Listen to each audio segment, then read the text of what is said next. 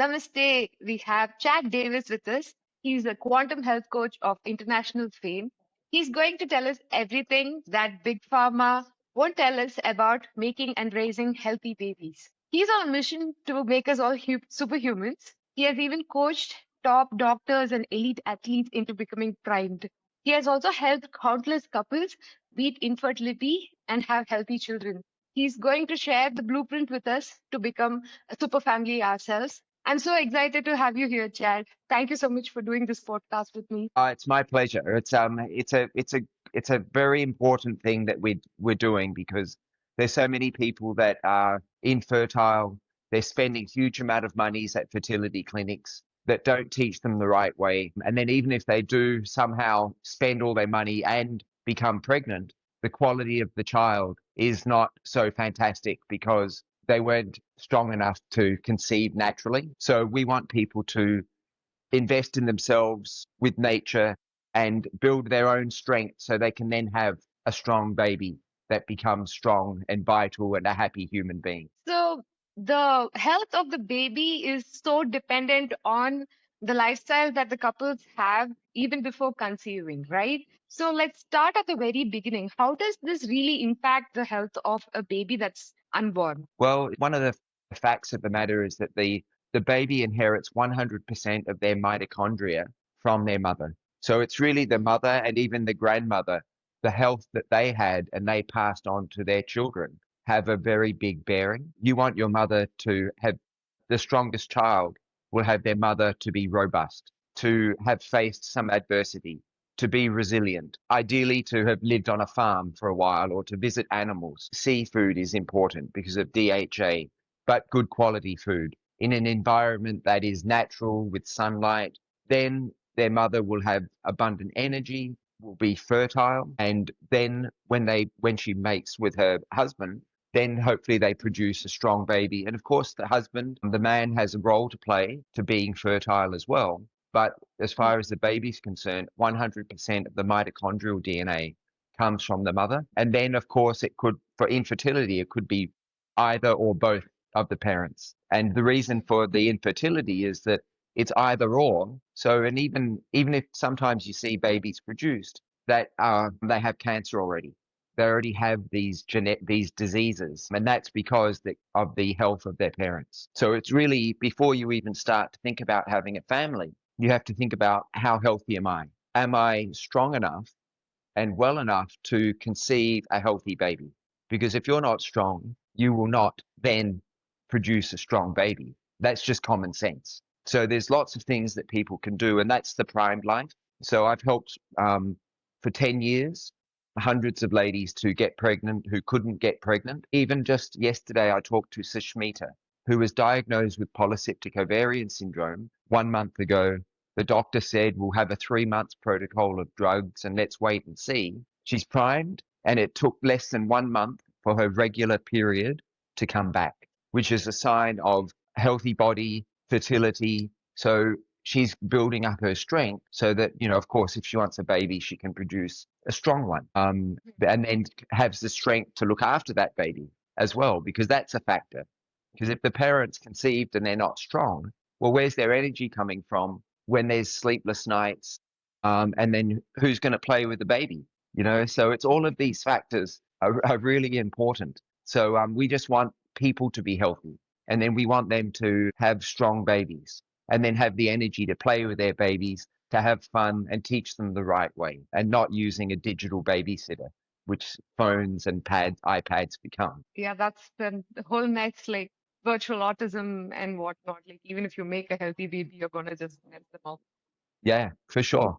Yeah, it Yeah. happens. So ideally, when does this preparation start as a couple to, you know, before preconception, where do they start on this journey of cleaning their lifestyles up? Well, that's a great question. And to everybody out there, it starts today, because even if you don't have a partner, if you have, and if you don't have a partner and you have pale skin, droopy eyes, and you walk around like a zombie, well, you're not going to find a partner. Or if you find one, it will be another zombie who likes you being a zombie, and you won't conceive. So it starts now, how you perceive yourself, how you want to be, So should always be aiming for continual improvement.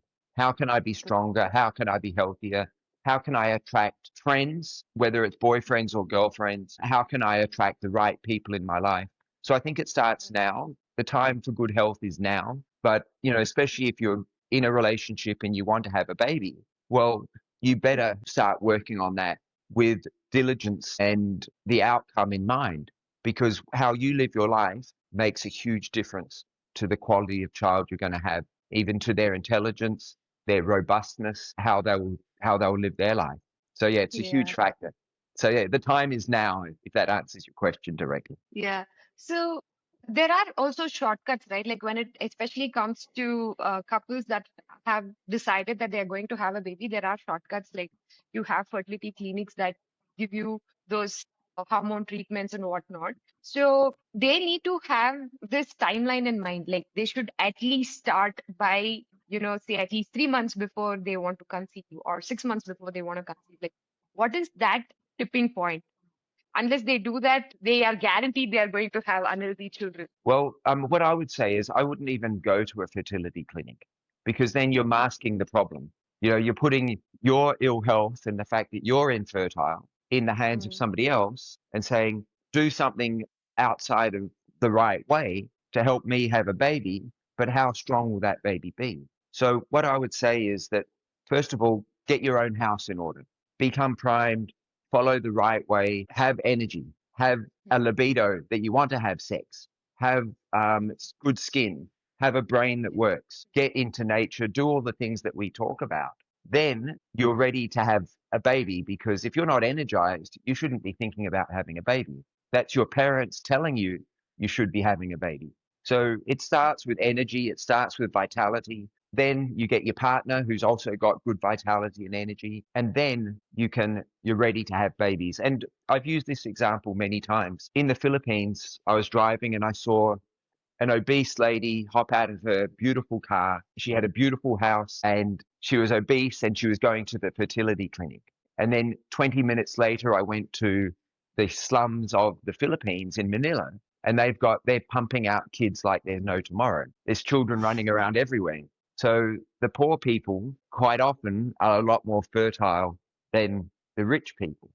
And there's a lesson there. And that's what we teach. And we teach, why is that so?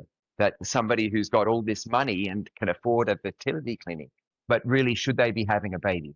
They probably shouldn't. Even if they, through some miracle and X number of thousands dollars, they're still not going to fix the root cause. And maybe, and just maybe, they'll leave that poor quality child who's hasn't developed properly, wasn't conceived in the right way, perhaps, with a mother that's sick, a dad that dies of a heart attack at 40, you know, and then they have to look after the mum who's got diabetes and then Alzheimer's. So that's not the right way either. And then they inherit the bad habits of the parents, and then they say it's genetics, but it's not. It's mitochondria.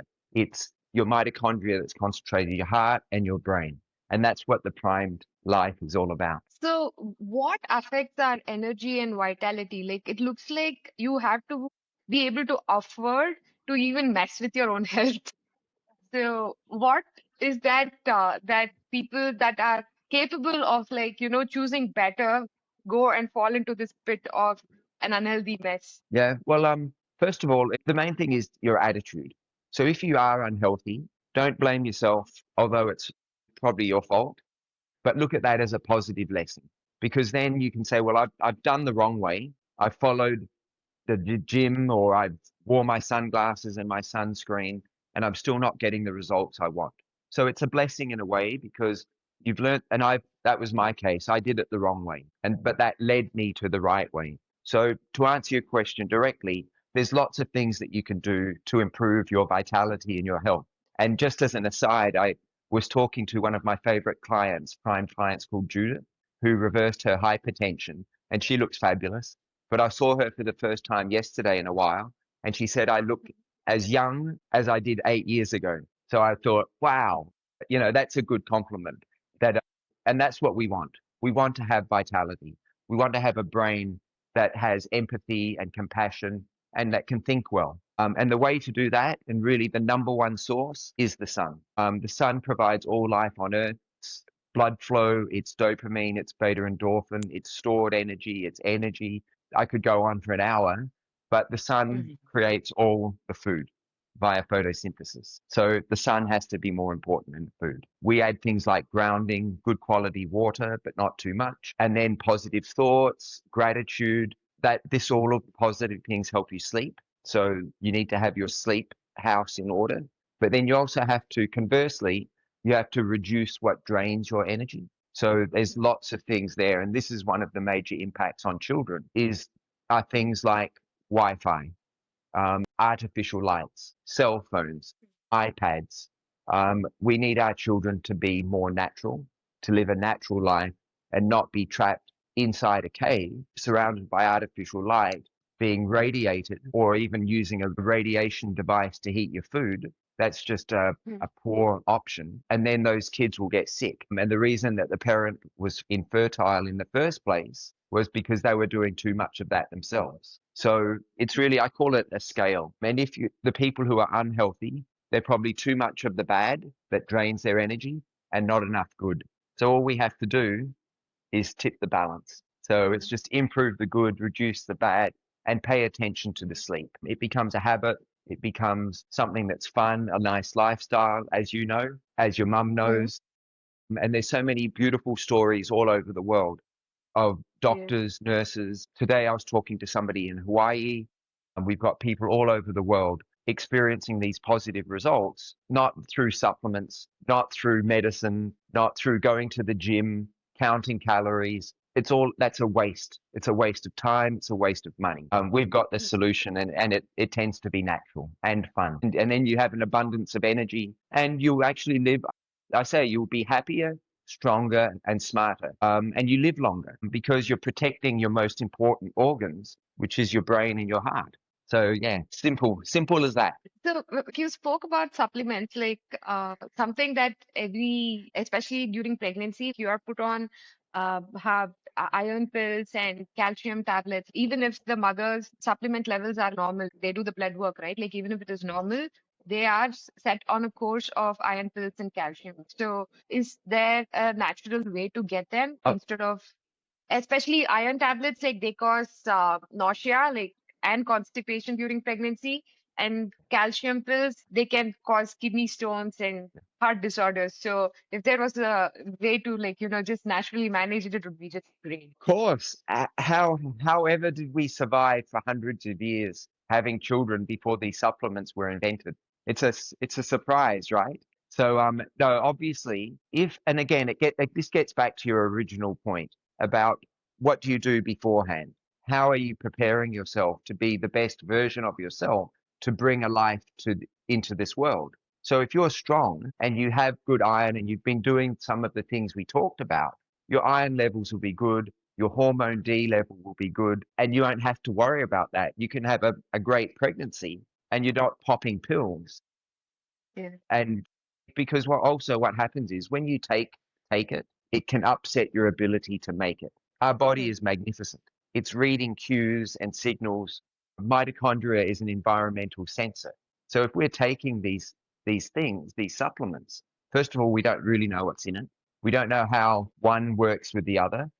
And we don't know how it's reacting in our body and upsetting the homeostasis within our body. So Hmm. for me, I'm not into supplements. If you want more iron, look into moringa. That's a food supplement that kicks ass. And if you want Yeah. to go to the top of the tree, the Hmm. moringa tree, they call it the miracle tree. Well, the Hmm. sun made moringa and with the earth and the soil. So why wouldn't you go direct to the source, put your feet on the ground and get the sun? But of course, moringa, there's some other things like spirulina and chlorella can be very good. DHA with seafood for those who eat it. Coconut oil. Mother's milk is high in fat, similar to coconut oil. So that would be a good one. So yeah, there's many things you can do. And like Guru Pashupati, we're not big into supplements because, like I said, if your body makes it, you're not designed to take it. You can upset a lot of things within your body. What about DHA? Like, So is there any vegetarian source? There are so many people in India that are vegetarians. Is there any vegetarian source where you can get DHA? Yeah, And it's a DHA is not even something that mainstream medical science talks about, like be it during pregnancy or after. no, I know. What I would say is that just Dr. Jack Cruz is somebody who I follow, and I pay Mhm. attention to. I've been a member on his site. His mother, when she conceived him, she'd been consuming seafood every day before she gave birth. She was in the park, getting nature, getting the benefits of the sun and the grounding. He has a Mhm. photographic memory and is one of the most intelligent people on the planet. So again, it just goes to show the importance of the DHA. But again, you obviously you can still survive and thrive without that essential nutrient, but then you need to really get more sunlight. So that's one thing. And I guess an interesting point would be that where the sun is less, for instance, in Alaska or Iceland or Norway, the seafood Mhm. has more DHA, it has more electrons. Whereas when you get to the tropics, where you're in the sun more, the seafood Mhm. is less with DHA. So what I would say is you can supplement that one if you're pregnant, but you have to be very careful of the source and how Mhm. it's shipped. So you want it Mhm. to be in a cold container so it doesn't spoil. You want to make sure that it's good quality. So, but again, that's not something I'm into. I'm not into supplements. So maybe there is some form of seafood that you could eat, whether it's oysters, eggs, in my opinion, are important. But again, yeah, to answer your question directly, there's perhaps some algae. So you can look at good sources of spirulina and chlorella. Again, Mhm. sources from the ocean, which is more energy dense than the air. So that could be a source that ladies look for, as well as moringa, just good quality food. But again, if you're not eating that way, then I think the sun and the ground become even more important. So when it comes to fertility, it is usually your hormone cycle that's off, like because the first thing that a clinic would put you on is like a hormone therapy, right? Like, so what messes with your hormone cycles, and how does getting enough sunlight and getting grounding and doing all the things that make you primed health fix this? Yeah, great. I love that question. What I would say is that we're designed, our body is designed to thrive. Keeps us alive. If you give your body the right nutrients and the right environment, whether you're an adult or a child, you will thrive. And we've seen people eyesight improve, get rid of thyroid medication, reverse diabetes, you name it. The body has been able to fix it naturally. So I think Mm. it's the same way. Obviously, you can listen to the people selling their hormone therapy, etc. But are you really addressing the root cause of what caused that dysregulated hormone system? You're not. So the problem will come downstream. So an example might be if somebody has diabetes, they can manage that, but the problem will get worse. And then eventually you get type 3 diabetes, which is Alzheimer's. You can manage your hypertension, but you're at more chance of a stroke. So why don't we just fix the problem, create a healthy and vibrant human being that lives the way that it's meant to live? So the best way to manage your hormones is to get the sun, and especially the sun as your first light in your eye clock in the morning.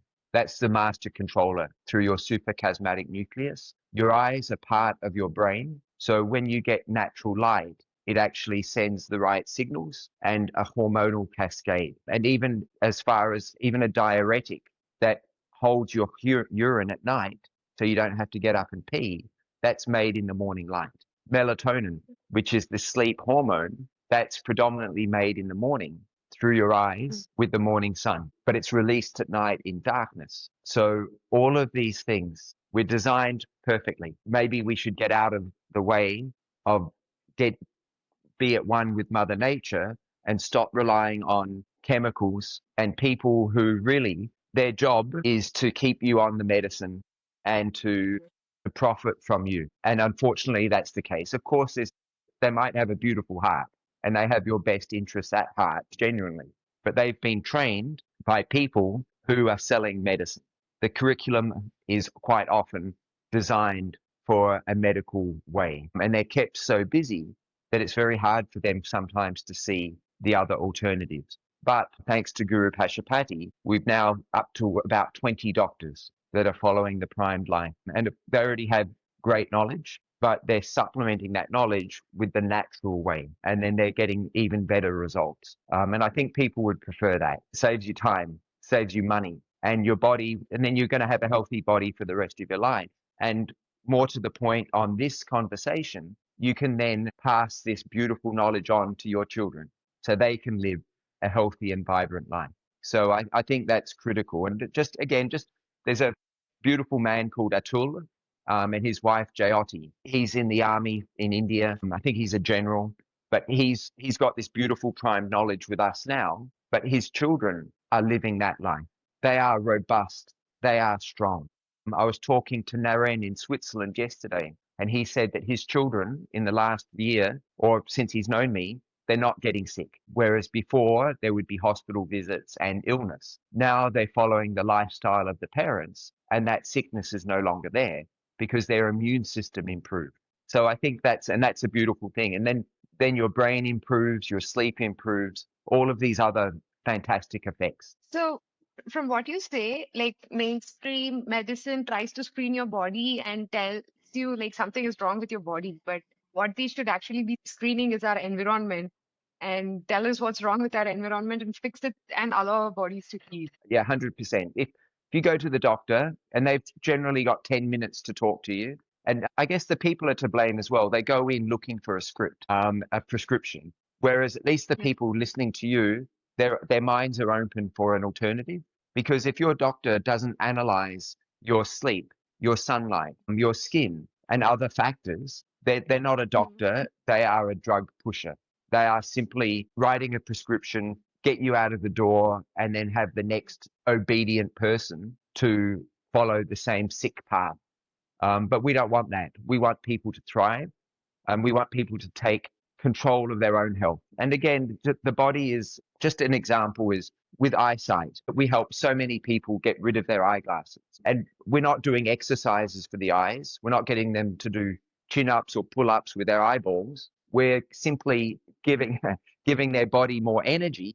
And then that's married with sleep. And that energy then will help fix where it needs to be fixed. And that quite often that's the eyes because they're part of the brain and that influences the rest of the body. So, yeah, something like that. We look more at the body as a way to heal if you give it the right environment, the right nutrition, and the right thoughts as well. Funny you said obedience. So I personally had a slightly elevated level of thyroid, and it was within the range for a woman, but apparently it is not in the range for a pregnant woman. And they have given me these thyroid pills, and I was like, I don't have anything that tells me my thyroid is off. Like my mood is not off, nothing is off. So maybe I took those pills for a week or two, and then I threw it away, and I just stuck to like getting enough sunlight and getting enough grounding. I just increased that in my life, and by the end of my pregnancy it was within the range that is recommended for pregnancy. Like I did not tell my gynec that I stopped taking these pills. I'm like, yes, I've been doing this. I've been taking it every day at 6 a.m. like you told me to. But Smart. yeah, like they tell you it affects the development of your baby. It affects their brain. Like so, the fear and the expectation to obey what they say is just so high when it comes to being pregnant and when it comes to the health of our children. Yeah. Unfortunately, they should exercise a duty of care, but they exercise a duty of scare. So they're trying to scare people because they're probably incentivized to prescribe. So you're absolutely right. And unfortunately, a lot of these parameters on the test are set by the drug company. So they even adjusted the metrics for hypertension to get an extra millions of people on hypertensive medicine. But I fix it within a week. It's easy. Even cholesterol, it's a lie, it's a myth. Their whole metrics and their whole way of looking at that is flawed and corrupted.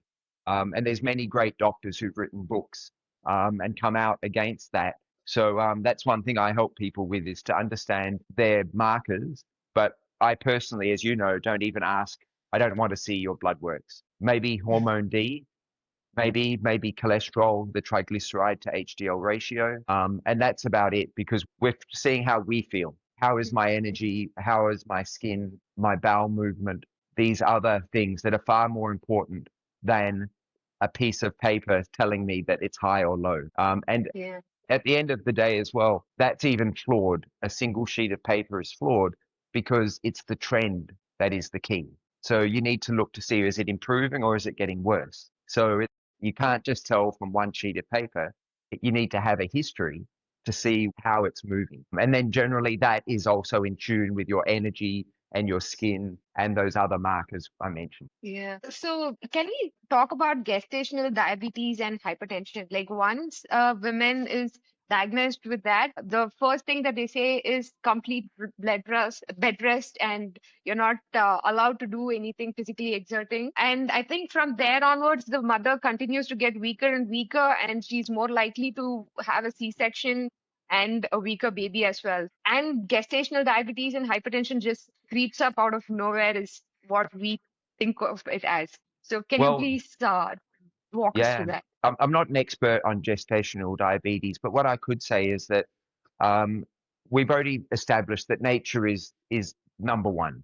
So it made the food. It makes all life on Earth. The sun isn't bad. The sun, when you're actually in the sun, it can reduce your blood sugar by almost up to 30%. The sun makes your blood flow, so which is what you want if you have hypertension. So, but if you are in artificial light, in bed rest, watching TV and Netflix all the time, then your blood sugar can increase by up to 67% without eating anything. So what they're doing is somebody might be on the cusp of gestational diabetes, but when they then live an artificial light locked in a bedroom, then they're going to get these problems. So it's, if you can just listen to your own intuition, be strong when you start, which is what we talked about, but then Yeah, have that good knowledge. And if you did have to lie in bed for a while, put your bed outside, put it at an open window.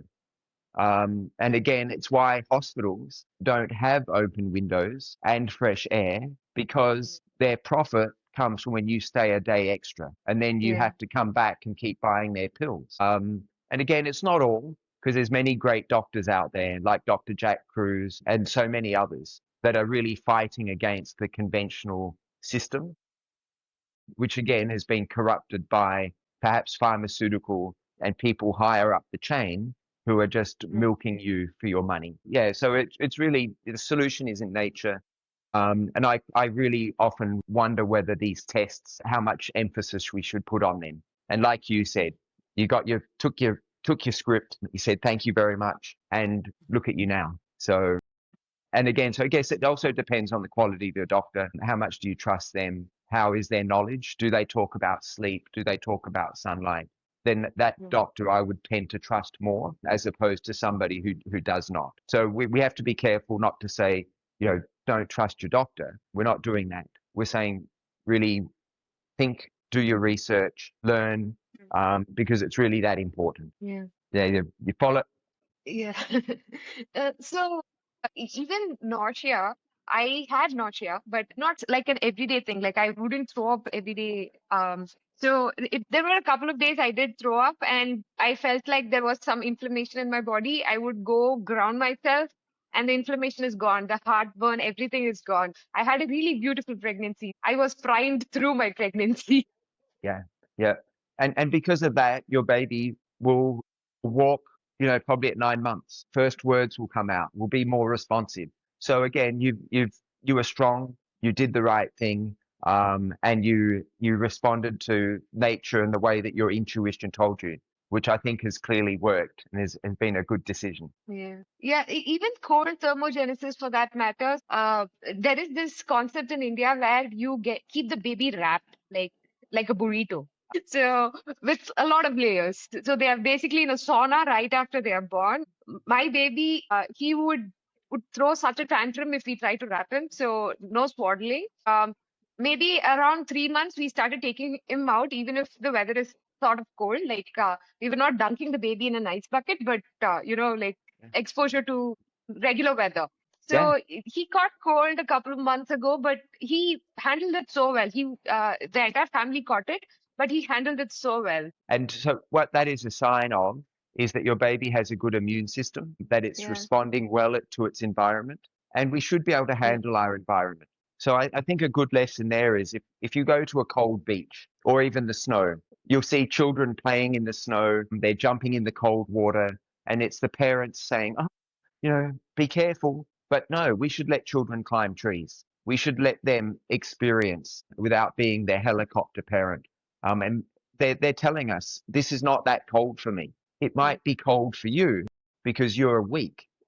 So I'm with you. I think we should definitely be adapted to the environment we live in, and a child will grow and get stronger with this fluctuation in temperatures, understanding its environment, because it's more adapt to sensing that environment.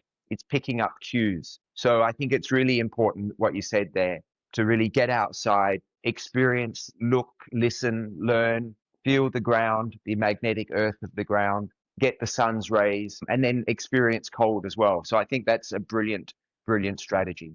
We need to be wild. Yeah. yes. So it's brilliant. Yeah. So you spoke about mitochondrial health being the key to, having a regular hormone cycle and being healthy ourselves. So how do we fix the mitochondria? If we have to explain something is off with our mitochondria, what is that? It is this microscopic thing in our microscopic nucleus. So what is it that is off with our mitochondria nowadays? Yeah. So basically, our mitochondria is concentrated in our brains and our hearts. And that's why we're seeing a Mm, lot of people having brain issues, strokes, Alzheimer's, dementia, heart attacks. It's because we're basically under assault for our being. So, and it's at a cellular level.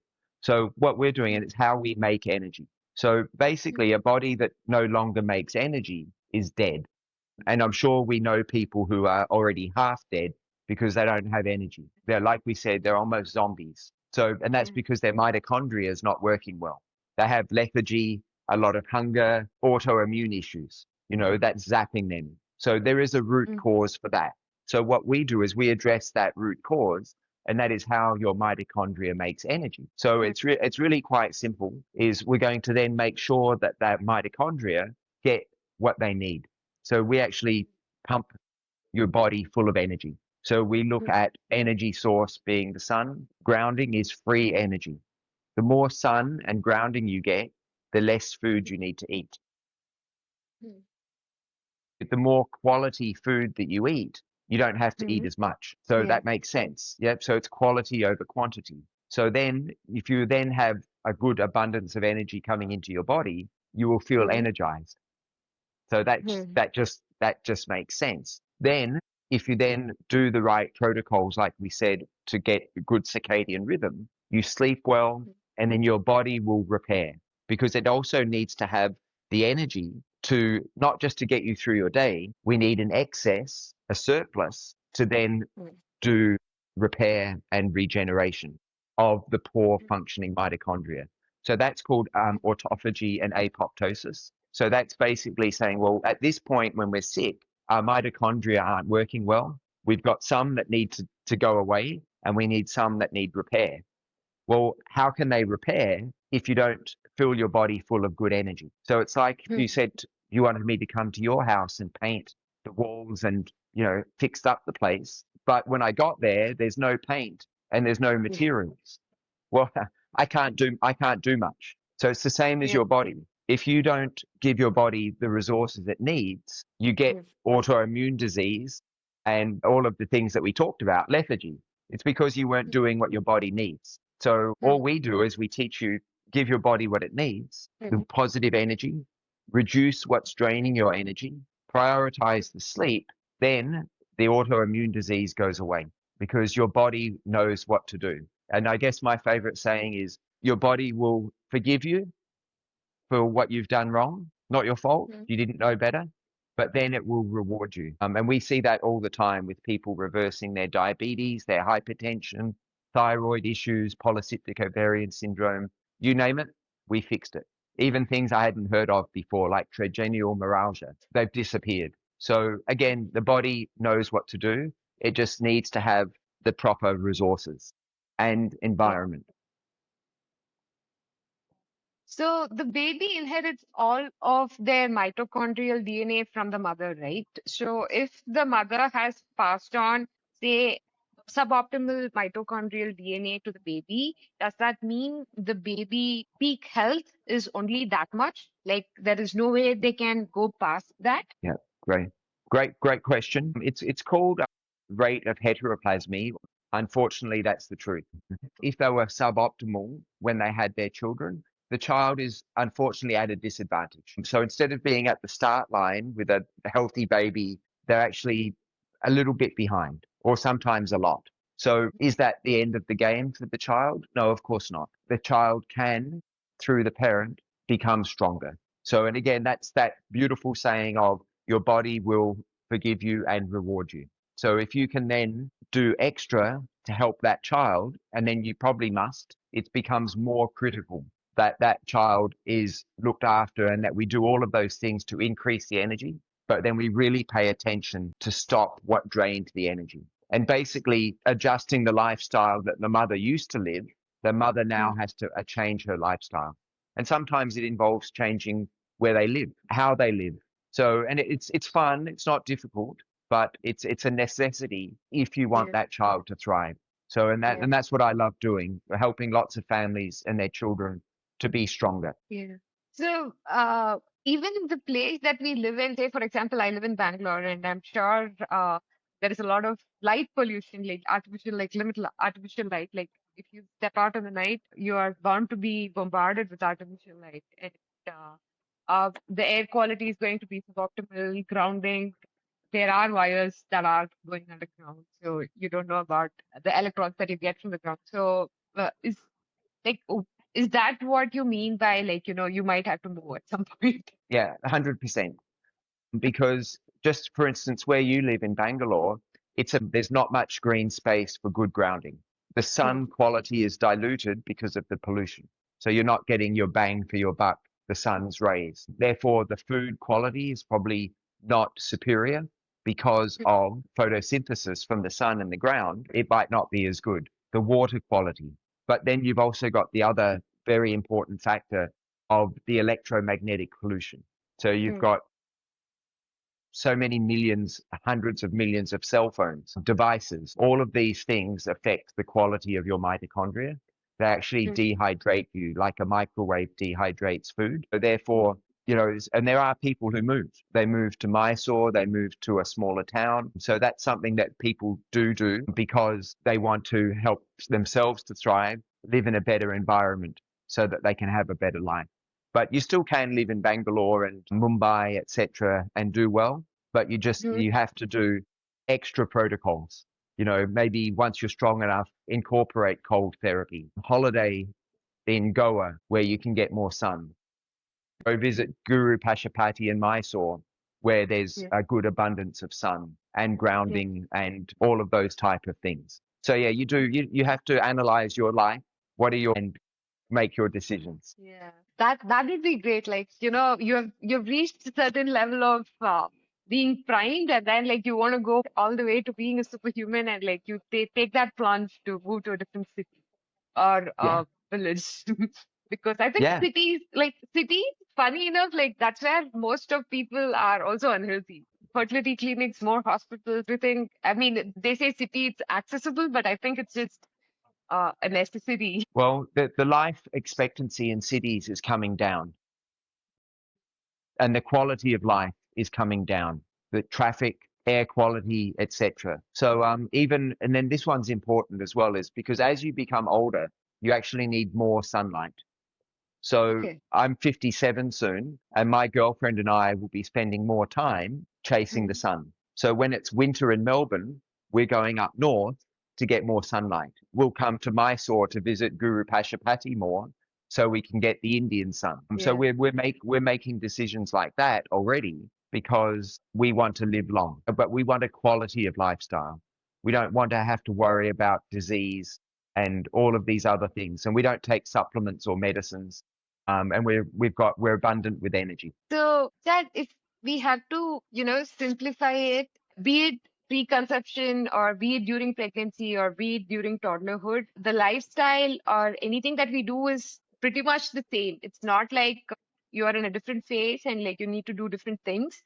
It's the basics are pretty much the same. So Is that true? No, okay, it's a great question. It's not true. If you're a baby, or a young person, your brain is not yet myelinated, and that means that it's more vulnerable to the environmental pollution, the non-native EMF, or the radiation that's in the sky, caused from cell towers, caused from the Wi-Fi routers, etc. So what happens is with a baby's brain, it doesn't fully myelinate or develop its neurons that until it's in its early 20s. So it's really have to protect that vulnerability of that brain during that phase. So of course the sun helps to make strong bones. It penetrates into your brain, not so far as your body, the rest of your body, but the sun is doing physiologic work. But on the other hand, non-native EMF, such as Wi-Fi, cell phones, artificial light, all of this affects the development, the neurodevelopment of children. So we really have to be very careful with that, to the point of being ultra conservative. So I would not have cell phone for a child. I would not ever have a baby monitor, never have an Apple Watch. That's a terrible gift. Or never sunglasses. I wouldn't put sunscreen on my child. But just to get back to that, the Wi-Fi and all of those other invisible pollutions, be very careful of that environment. Even where is the baby room? You know, if your baby room is here, but you have your TV here on the other side, I would not do that either. You know, where is the baby's head in relation to what's on the other side, on the other room? What's outside? Is there a cell phone tower? Is there a electrical tower or electrical substation? So to that point, just be really careful. Wi-Fi can be turned off at night, probably. No lights on. The room needs to be dark. And all of this will help you to have a better, stronger, healthier, more robust child. So you you said it takes about 20 years for the brain to typically mature. And what's widely believed is that like it is around 5 to 6 years where like 90% of the brain development is over. So it's actually a longer game to play. It is. It is. And that's why in the US, children don't vote, until they're, I think, 21. They can't drink alcohol until they're 21. So it's really, it is really the case. And we're affecting their development. So, but again, let's be positive. How can we impact to make them really vibrant? Let them play, let them go outside, let them do things that are natural without this artificial devices that really impact them. And it's hard because I know it's in schools, but it's not in all schools. Some schools know the damage that it does. And the studies have been done in France, in Italy. They're just buried. They're buried because there's so much money in the telecommunications industry. So like the pharmaceutical industry. So we have to take action ourselves. We can't rely on reliable information unless you really dig deep because it's hidden. And so all this artificial light and artificial radiation is basically dehydrating us, right? Like, and when we think about hydration, like people just think they have to chug in a lot of water, but that's also not true, right? Like, so can you please walk us through that? Yeah, great question. Again, what we're talking about was our mitochondria. So we actually need this cellular hydration because when you're hydrated cellularly, when the sun hits you, it makes a better battery. So that's that energy. So we're basically light beings, but we need to be hydrated. So, that's not just the water you drink, it's the water you make from having ghee or coconut oil. You make more metabolic water. But Mhm. when you are in this poor environment of, say, living on the 15th floor of a condominium, you are being dehydrated like a microwave oven. Things like earbuds, it's better to be wired than have earbuds because that's affecting the mitochondria in your brain. Great. So you're right that the hydration is a very important factor. And I don't teach people to pour in lots of water. Let's concentrate on the water we make and let's try to make sure we're not dehydrating our mitochondria. And then a good way is to go to a park because you're shielded by trees. A good way is to be in a smaller city. So again, there's a number of things that you can do, and that dehydration even affects your ability to make hormone D, which isn't a vitamin; it's a hormone. So it's got many downstream effects, and that's why we said that the population is not the quality of life and the length of life is decreasing in cities. more and more people are getting sick there. So again, if you choose to live there, then maybe you really have to do more, up your game. You can't just live the ordinary life that you might have lived a few years ago. You have to invest in some blue light blocking glasses, look at the quality of your water. Where are you going on holiday? How are you recharging yourself on a cellular mitochondrial basis to build your strength so that you can fight the disease and be robust and strong? So, what is the best way to hydrate ourselves? Like, where do we get the hydration? Yeah. So great question so first of all, I'd use the example of a camel. A camel can Mhm. go through the desert without drinking because it hasn't stored 2 liters of water in its hump. Its hump is fat, and it's using the fat in its hump to make metabolic water within its own body. And then that's interacting with the sun to charge its battery to do the camel's work. We can do the same. So it's why a baby also, it has mother's milk, ideally.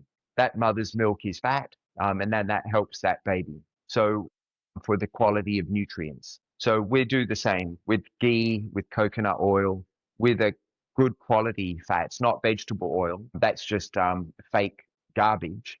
We want to have good fats. We make more metabolic water in our body, and it's more energy Okay. dense. And then just look at the quality of your water. I have a water filtration system here, but I also buy water from Italy. So Italian sparkling water. Cancro, they have a deuterium depleted water, and that water it has more energy. Never use a microwave. That would be one of the most important things to do as well. So so definitely the quality of water matters. Don't overdrink because you could be pouring in lots of extra deuterium and chemicals perhaps, and that therefore Mhm. that ghee becomes important because then you can make more metabolic water in your body. So yeah, we definitely don't want to be dehydrated, and the quality of your water really does make a difference. You had mentioned everything is to do with the health of our mitochondria, right? Like, be it our own health or the health of the baby in the making. So, just wanted to understand when did our mitochondria start getting messed up, like, and how are Yeah. we fixing it now? Yeah, well, great. It's a great question, and not everybody's mitochondria is messed up. But there's lots of people living an ancestral way, living in nature, having lots of babies with good mitochondria. So, but of course, it's when that mitochondrial energy comes down and gets drained from the artificial life that it begins to weaken. So, Dr. Jack Cruz looks at your mother's mother, and if they are robust and strong, chances are they'll be fertile and the mother will have a strong offspring. If that offspring then lives a good life, does lots of the things we've talked about, they will have strong mitochondria, strong energy, no autoimmune diseases, and they will have a strong baby, and so on and so forth. Life is good. There are genetic diseases. Generally, it's mitochondrial. So the problem happens when the children think they know better, they don't follow the ancient wisdom or they're not taught properly. And then they start living a wired instead of a wild life. Instead of following nature, they follow the pharmaceutical path. They live an indoor life. They might work night shift. And then we've seen these autoimmune diseases happen. Blood sugar increases, inflammation, deuterium in the body. So then that child then or the young adult then has poor mitochondrial function, which they then pass on to their children if they can have them. So it starts with everybody. So it starts with the mother, the children. The mother has to teach the children. And that's what Prime's about, so that families become stronger together. The mum and dad teach the children the right way. And then we can get back to how we're meant to live, which is with a strong mitochondrial function, which means that we have energy and that energy is flowing and we're living in sync with nature. Circadian rhythm is strong. And when that happens, generally speaking, you have strong robust mitochondria and you're healthy. So that's the way to break the cycle. And it's possible, but we have to do more in this current day and age because of what is draining us. So it's not easy, but it's definitely doable. And we've got people in this community, fabulous community led by Guru Pashupati, who are leading the charge, along Yeah. with Dr. Jack Cruz and many other decentralized doctors. They're really teaching people the right way And so many research papers, scientific papers are coming out in support of circadian rhythm, mitochondrial DNA, rate of heteroplasmy, autophagy, all of these terms that are coming into vogue now is because the research is catching up with what the ancient people have been teaching us who are healthy. So can we like break down these terms? Like what's heteroplasmy and like what is accelerated rate of heteroplasmy and why is it affecting us? Yeah, well, we Dr. Doug Wallace, he's an esteemed doctor who does a lot of research on mitochondria, and he says generally we age every 10 years, our rate of heteroplasmy becomes worse. And that's, I guess, we do age. People do get older, and at some point they're going to die. And at that point, their rate of heteroplasmy has reached and it basically means tunneling electrons. As we get older, the the tunneling becomes further apart. It's harder to make energy. Our bodies have less water as we age. And as we age, we need more sunlight. So, how can you combat that? How can you try to stay younger, eternal youth? Well, that's by reducing that rate of heteroplasmy, which is what we talk about. Sunlight could be cold therapy, which I did this morning. Jumped in, it's winter in Melbourne. Everyone's wearing ski jackets and gloves, but I'm semi naked and I jumped in the ocean. When you're cold, your respiratory proteins come closer together and you tunnel electrons faster. And again, when you have more energy, you have more life. So it's about preserving life, preserving your energy and your energy flow. So that's, I guess, in a nutshell, with heteroplasmy, it's aging. And at the moment, for some people, they are aging faster because they're attached to their Bluetooth device. They leave the Wi-Fi on at night. Like They're living in a cave. They're not getting sunlight. They're eating processed foods. They're drinking lots of contaminated water that's got fluoride in it. Or there's so many different things. The clothing you wear, the deodorant that you might wear, fluoride in your toothpaste, using a microwave oven, taking your drugs or supplements or going to the gym. A lot of these things age you. You might think it's helping you, but in effect, it's not really helping you. The best way to help yourself is to get back to nature, and that will slow down the rate of aging or the rate of heteroplasmy. fluoride in your toothpaste is harmful, huh? Like it's one of the key ingredients that uh dentists say like is a must in your toothpaste for your oral health. Yeah. They've been any dentist that says that is wrong. Fluoride is a poison. If you spill it onto your leg, it will eat through your leg. It will eat through cement. There's no safe level of fluoride in toothpaste. So that's why I use coconut oil. I do coconut oil pulling. My toothpaste is fluoride free, but they even put the fluoride in our water supply in Melbourne. So we filter it out, and I try to drink European water so that my water is not contaminated with fluoride. And they do that because it calcifies your pineal gland. They don't want you to be awake and aware and have high dopamine level so that you can see through the lie that toothpaste with fluoride in it is a poison. Many people will tell you, no, it's good for you. It makes your teeth strong. Well, if you want strong teeth, get the sun. If you want weak teeth, stay indoors because the artificial light will take calcium out of your bones. So it can be quite simple, but you have to get past all of the lies that we've been told, unfortunately, by a lot of doctors and dentists who've been taught the wrong way. Luckily for us, layperson who aren't doctors and nurses, we do have great people leading the charge, like Dr. Jack Cruz, Dr. Asim Malhotra. They're all around the world, and they're working hard to help people like us decipher what's real and what's lying. So you have these modern toothbrushes as well, which is electric, and it also emits UV light on your teeth and all of that. So that's artificial light as well, right? It's not going to be a full spectrum UV light that you get from the sun. So that's like Yeah. paying more to ruin your teeth. Yep, exactly. And you're connected to the electricity supply. I mean, even Guru Pashupati said he helped fix his teeth just by doing the alligator, and along with coconut oil pulling. And there's many other different ways to brush your teeth. And there's some traditional ways that the Indians use, which is awesome as well. So I'd recommend to look at ways like that. So we call it palpodi. It's a powder, or we chew on neem sticks. Yes. We do that. Yeah. So Yeah, yeah, cool. I started doing oil pulling more often after becoming primed. with you. Yeah. So yeah. That oil pulling rocks. It's coconut oil is antimicrobial, antifungal, antibacterial.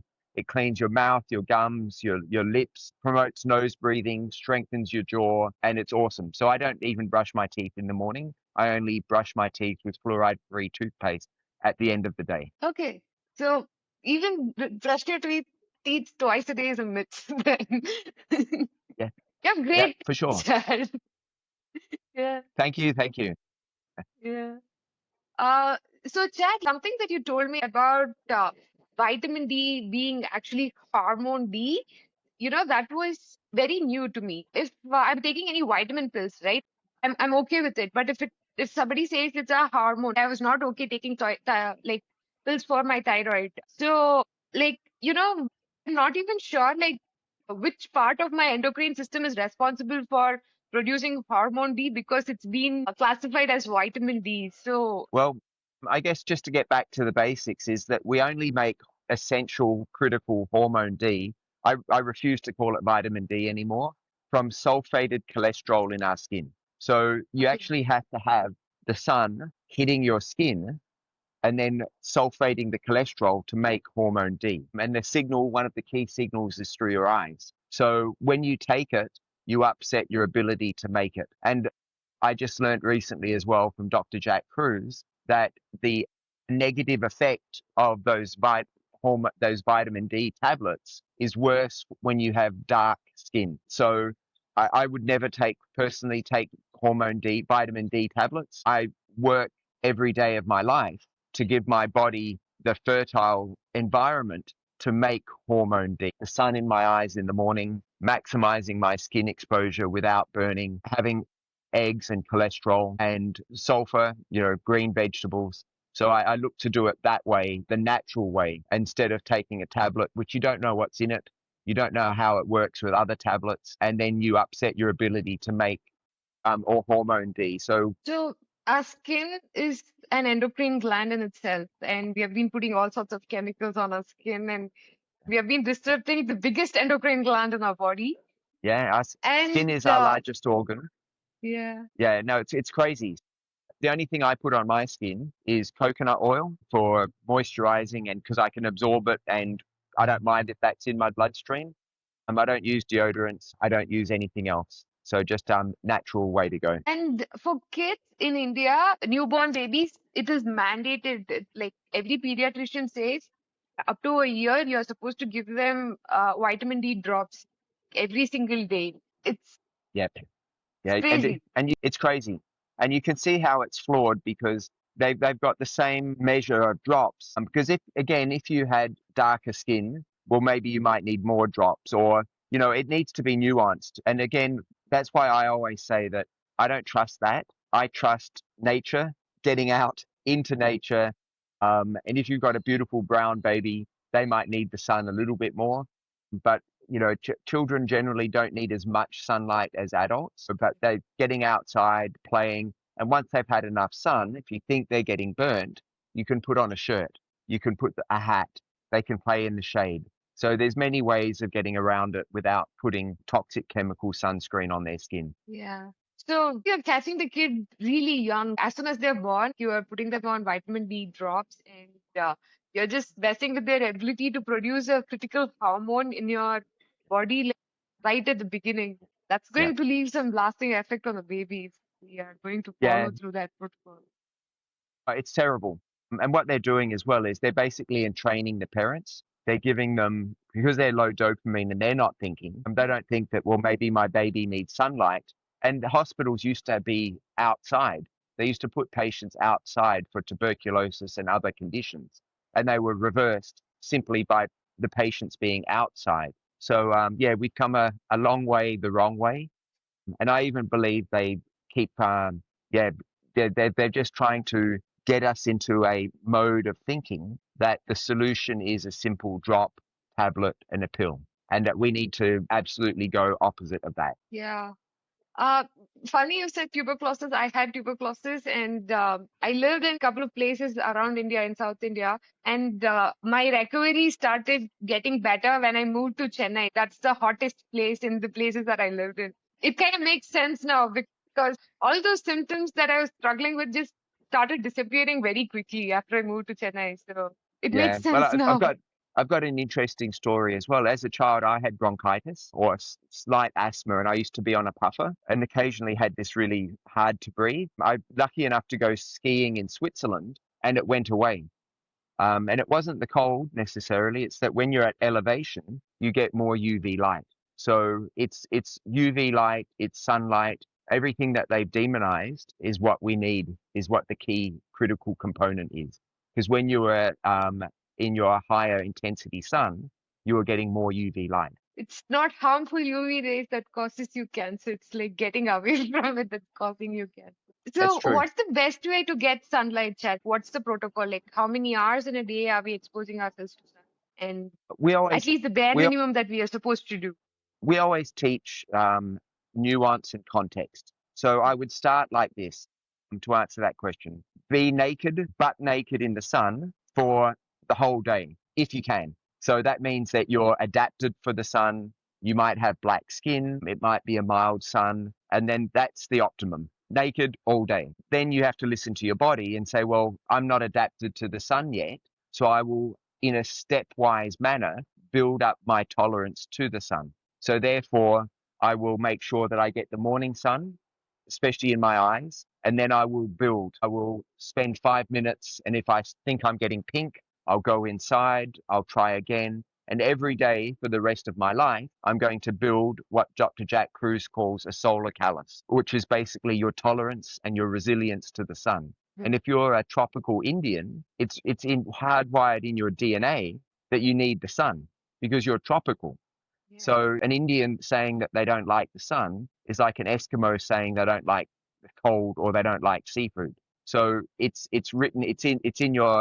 So what I would say there is then that just build up, don't get burnt. Morning sun is less harsh, afternoon sun is less harsh towards sunset. Your eyes. Don't be afraid of the midday sun, but of course don't faint, don't get burnt, but build your tolerance. And when I visited Guru Pashupati and his team in Mysore, I was able to spend the whole day outside because it was about 25 to 26 degrees.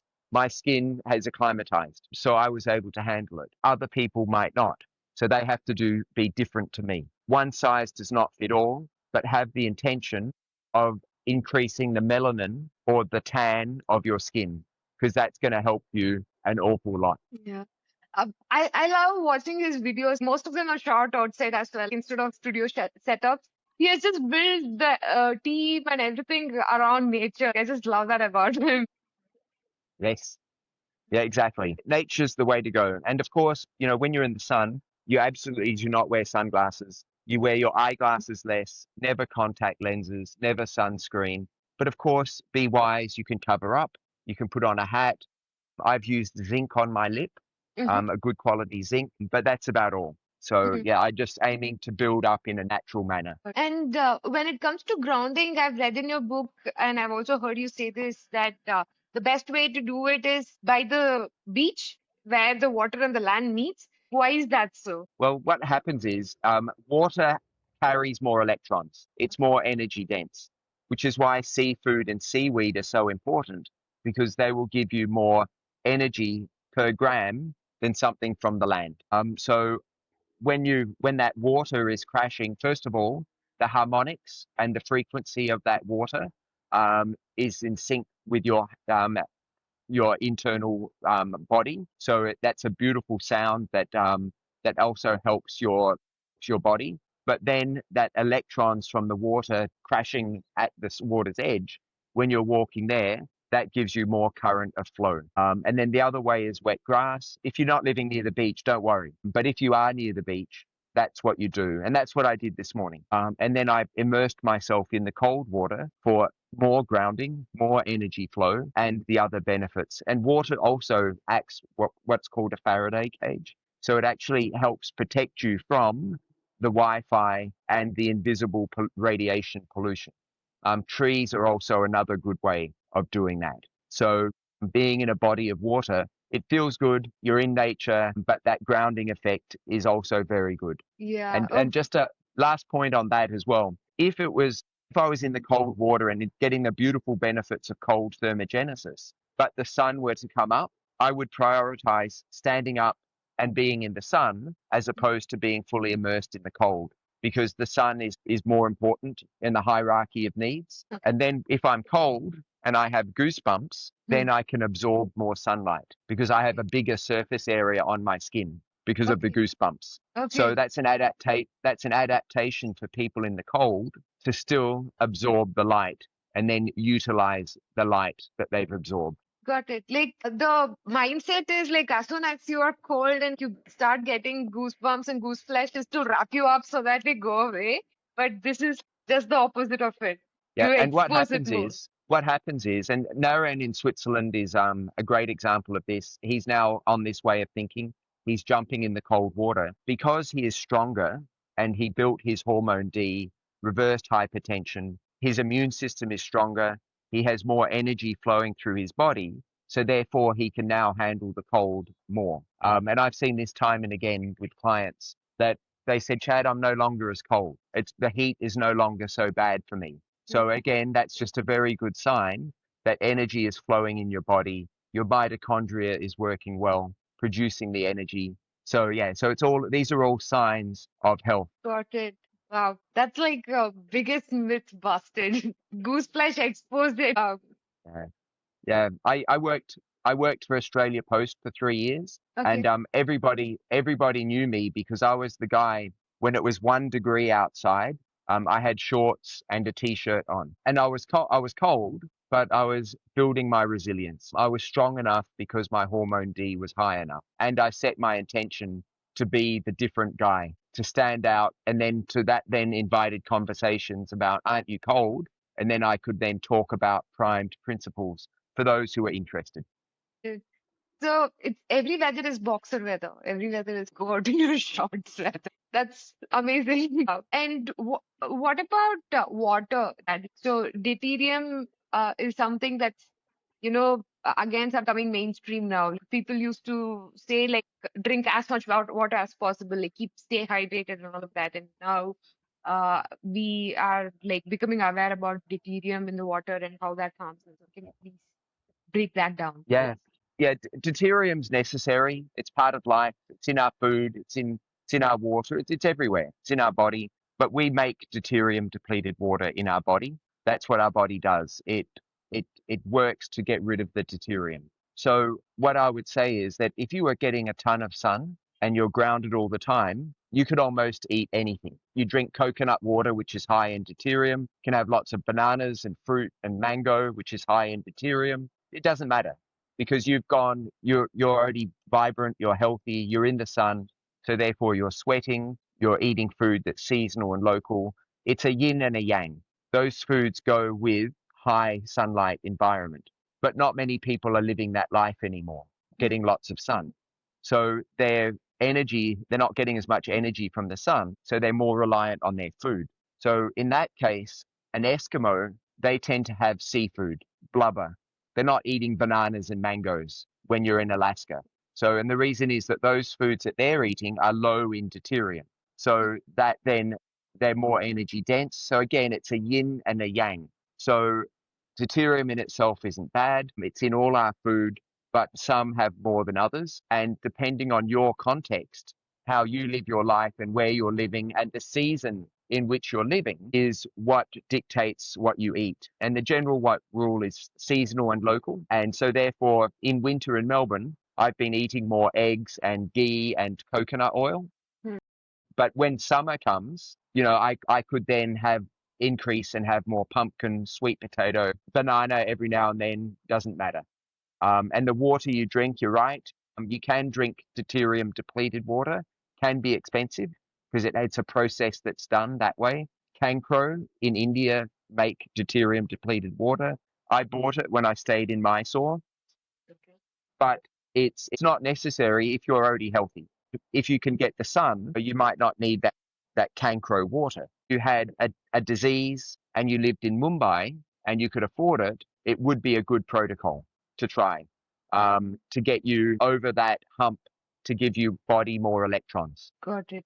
So, So like, Does our body use deuterium in any form? Is it necessary in smaller quantities, at least for our body? Yeah, for sure. Like for instance, if somebody were to give me deuterium depleted water that was 5 parts per million, I would not buy it. I would get it, but then I would use that to dilute other water to make the deuterium about 130 parts per million. So, and general water is about 150 or just a bit less. So sometimes, we actually need deuterium. Our body works to get rid of it. It's in all our foods. So it's part of the circle of life. But again, it's that context that if I had inflammation and ill health, I don't want to be pouring in lots of heavy deuterium heavy water. I might invest in cancro water, which is deuterium depleted. I wouldn't be eating lots of bananas and fruit because that's inflammatory. It's more deuterium. I would defer to ghee on my vegetables because that will have less deuterium. So it serves a place. It shouldn't be something that you're scared of and that you want to avoid because you cannot. But it's about being in harmony with nature and having that seasonal local approach. Is it the same rule for kids as well? Like kids also don't need deuterium in any quantity? Well, they just need good food. And if you think about mother's milk, it's Mhm. 50 fat. It's similar to coconut oil. So because that will then give the child quality over quantity. If you took away mother's milk and you just fed the child bananas, Mhm. the child will become malnourished. There's not enough energy and nutrients and fats in the bananas to sustain the child, even if it's getting lots of sunlight. Hmm. So mother's milk is important for that reason. Yeah. So yeah, children, it's part of life, and it's about just being in harmony with nature and that seasonal local approach again. So we kind of covered food as well. So it's going to be seasonal and local. Of course, I think organic goes without saying. Don't get food that's dosed with chemicals. Yeah, I mean, I think it's quite simple. Try to avoid packet foods, especially vegetable oil, canola, sunflower. That's not food, it's toxic garbage. A lot of soy these days, unfortunately, is corrupted. It's GMO and it's mass produced in a factory, which again makes it a deuterium bomb. Fruit out of season, I would not. Grains, of course, I know chapati and I've been to India and I love Indian food, but I put coconut oil and ghee in my rice to try to make it more nutritious. And I had chapatis when I was in India, but I would not eat it a lot. I would prefer to have more curry and less chapati. Okay. And if I was sick, then I would really go for more curry and no chapati Okay. because I'm currently sick and I need to do more to get myself over the hump and to get back to optimal health. So if I was sick, then I would really get more sunlight. I might look at having deuterium depleted water or buying better quality water. And then I would try to have more nutrient dense food, which by its nature has less deuterium. Got it. Did you find the spice okay, or was it too spicy? No way. We love it. We loved it. Curry for breakfast. Awesome. Yeah, no. I've always loved Indian food, and Sam and I can't wait to go back, visit Guru, visit all of the friends I have there, and yeah, give them a hug and have a chat. Yes. I would love to take you around if you have some time when you're in India. There is this Yeah, place called Sabdarshan. It is a firefly conservation zone, and I'd like to take you there. yeah. I'd love to go to the Himalayas, up the Himalayas as well, get that good quality oxygen, get more UV light, less dot population density. That would be a good thing to do as well. Yeah. Oh, I went on my first Himalayan trek when I was pregnant in my first trimester. Good for you. It was Awesome. amazing. I Yeah, I'm did I, sure. I did everything like that you preach in Prime Life. Like I even took a dip in Litterwats. Like we went to trek in Tarsab Matsar and we were trekking by the river. So I took a dip in Litterwats. Like it was freezing cold water and I took a dip there. Beautiful. That's awesome. This is like the biggest thing which will take you exponentially along the curve of becoming healthy. Yeah, I would just say set your intention. Hmm. So at the moment, I've got quite a few people I'm helping to reverse alcohol, having too much alcohol. So they've quitting completely. So, but it starts with how you want to live your life. Who do you want to be? What's your purpose? So if you really want to be healthy, the solution's there. It really depends on who you follow. if you follow the wrong people, you could really go up the wrong road. And with Guru Pashupati, myself, we're not trying to sell supplements. We're giving knowledge so that you can then grow and get stronger and build that mitochondrial health. So sunlight in your eyes is the first thing, but the circadian rhythm and getting a good sleep. So last night I had my son's graduation and there were maybe 5,000 people there, and I was the only one with my blue light blocking glasses. So I was different. I stood out and I was proud because I was protecting my melatonin, which I needed to be released at night. So I could get stronger and build my memories and build my mitochondrial health. So, yeah, so that's what I did last night. So I think just the sleep is a critical component. Got it. Sleep. So, sleep, you were saying about the blue light blocking glasses protects melatonin. So, artificial light doesn't just mess up our uh, circadian rhythm, it also messes with the hormone that's already produced in our body. Yes. Yep. So yeah, so it besides the artificial light affects your eyesight. So if you want to have cataracts and other eye conditions, then blue light will actually make your eyesight worse. When your eyesight's worse, your brain becomes worse because your eyes are part of your brain. So for sure, when you have blue light at night, artificial light in your eyes and on your skin, that actually suppresses the melatonin release. Melatonin is made in the morning light Mm-hmm. and then also throughout the day in the sun, but mainly in the morning. But it's released at night in darkness. So the longer that you take to get to darkness is you're delaying that melatonin release, which it will then affect the quality of your sleep, your autophagy and apoptosis, which is your cellular repair. So all of that is impaired. So what you want to do is you want to do everything right during the day, go out, do all of that, build your energy, build your skin as a solar panel. So Mm-hmm. you're storing that energy on your skin. And then when you have a good quality sleep, you will then repair, you have more resources for repair. So that's a critical factor. So, yeah, preserving that melatonin is a very important factor. So, when you're wearing blue light blocking glasses, what it does is it keeps you in a darker environment, at least your eyes in a darker environment, so it doesn't mess with your melatonin release. Yes, correct. And that means better sleep, and that means a better restoration cycle, like because your body heals when you're sleeping. 100%. So when you're sleeping, that's when your eyesight improves. That's when your skin becomes vibrant, your teeth. That's when you reverse hypothyroidism. That's when you reverse the diseases that you may have. So yeah, the sleep is the critical component. And what we're doing during the day is trying to give our body the optimal resources, activities, so that we sleep well, so that we can then grow stronger the next day. We can be a better version of ourselves after we sleep. So that's why that's so important. And then you wake up a new person. And then when you get the sunlight in your eyes as the first light, you've got that beautiful, fresh hormonal cascade. You've got another fresh day to make great choices. That's amazing, Chad. Like that's a lot of things that we can do, which is like very simple. It's just, maybe like our lifestyles might not allow if you're working like an 18-hour shift at work. But Yeah. yeah, like for most people, this is like very doable and very accessible. Yeah, you, you're right. But if you are doing an 18-hour shift, then that's Yeah. the day that you eat more ghee. That's the day that you have sun breaks. That's the day that you knew your 18-hour shift was coming up.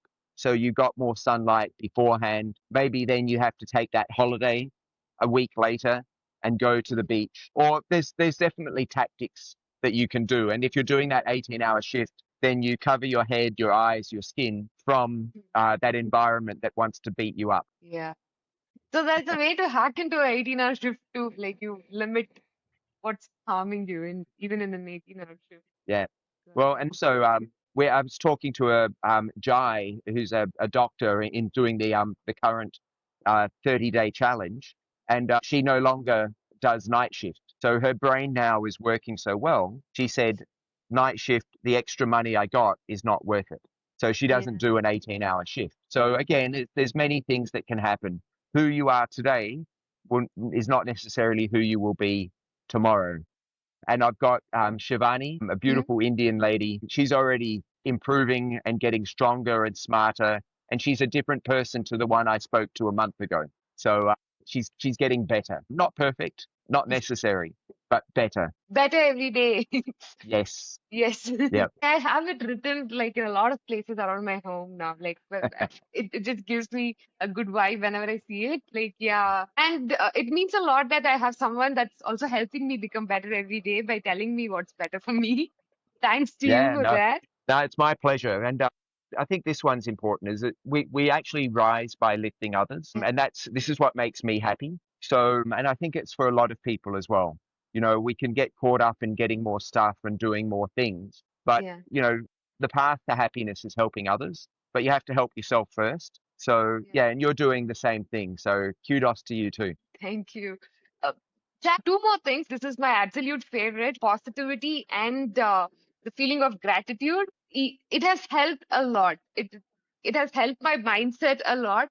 So I would want you to tell in your words. You explain it very beautifully. Like so, please do. I think a starting point is my motto is grateful always, positive always, and always chase natural light. But it starts with gratitude. And again, my journey with a lot of Indians that I've met started with Guru Pashupati. And when I found out that my book was selling more, I really wanted to thank this person who I didn't know anything about. So I sought him out. We've become friends. I met him. I hugged him, still helping me. I'm still doing all I can to help his students, but that started with gratitude, and I'm forever grateful for that. I'm grateful for all my mistakes. I'm grateful for what I did wrong last week because I'm using that as fuel for my fire this week. I'm not dwelling on it. I'm trying to be better, exactly like you said. So it starts with a mindset. If you look at something as being terrible, then it is. But if you look at something as a lesson and an opportunity, then it is. So yeah, so I guess that's how I live my life, and it served me well, and it's just it removes a lot of stress, and it helps you sleep, and it's easier to do when you're in the sun. So it's sort of a circle of life, I guess. Yeah. I'm so grateful to Rekha. She is Guru Pashupati's student as well. And she put me across to your book like when I was pregnant. And Yeah, that's how I started getting primed very consciously. And yeah. it's been a great journey since. I love Rekha. She's awesome. Yeah. Yeah. Chad, I want you to also tell about your program, what you're doing through Eternal Youth, so people can use it. Okay, great. What we've got is currently with day 5 of the primed 30-day Eternal Youth Health Challenge. And that's something where as soon as you sign up, it's cost $400. We do actually have I guess you would call it a scale where if somebody really can't afford that, we actually do meet them at their budget because we have a belief that those who have the privilege to know have the duty to share. But generally $400. It's a fun course. It's 30 days where all of my knowledge is transferred to you, but it's not just the knowledge. We want that knowledge embedded into your brain. So we've got beautiful infographics, 1-page summaries of what you learn.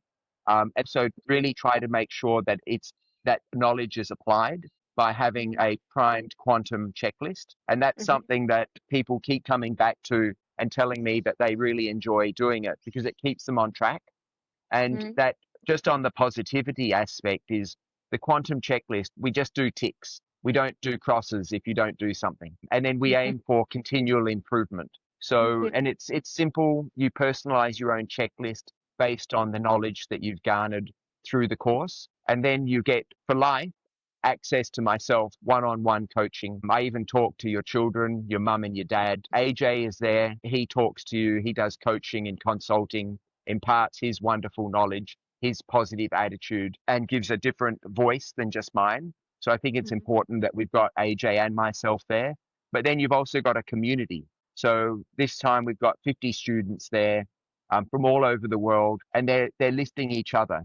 They're sharing their stories, they're sharing their infographics, their pictures, and the energy and the vibe is awesome. And I guess that's what life's about: is having a good energy, having a Yeah. good vibration, and lifting those around you with your energy vibration. So yeah, so that's it in a nutshell. We make it affordable to you. So if you think if $400 made your head explode, don't be shy to ring me, to message me and say, look, Chad, this is what I can afford, because we want everybody to have this knowledge. And at the end of the day, it's a business decision too, because the person that we give a 50% discount might refer 20 people to us.